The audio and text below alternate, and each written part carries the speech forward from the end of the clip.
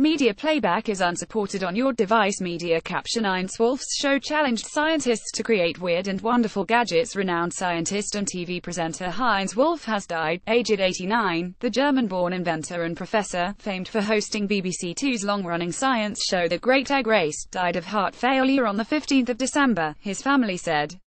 A former advisor to the European Space Agency, he became emeritus professor at London's Brunel University, working on projects linked to aging populations. His son Lawrence paid tribute to his humor, curiosity, and enthusiasm.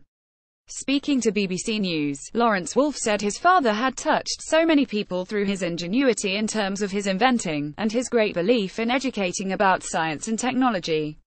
He had a natural sense of fun, and he knew that was also a way of engaging people. People would stop him in the street, and they would say, "You got me into science." Trademark Botie, Jewish refugee, Wolff moved to the UK from Berlin at the age of 11 on the day World War II broke out in September 1939. After attending school in Oxford, he worked in haematology at the city's Radcliffe Infirmary, where he invented a machine for counting patients' blood cells. He later went on to graduate from University College London with a first-class honours degree in physiology and physics.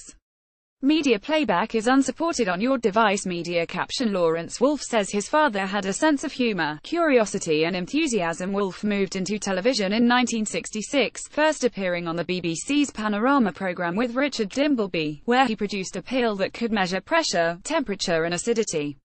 However, he was best known for hosting BBC Two's The Great Egg Race from 1977 until 1986, instantly recognisable for his trademark bow tie and eccentric hairstyle.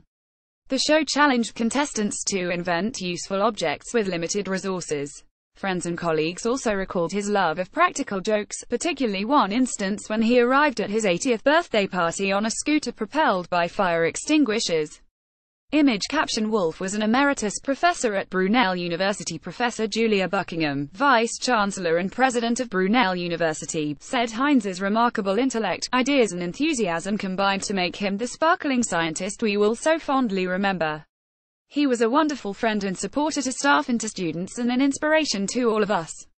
Brunel colleague Professor Ian Sutherland added there was nothing he loved more than having a team of people around him, devising completely new ways of doing things.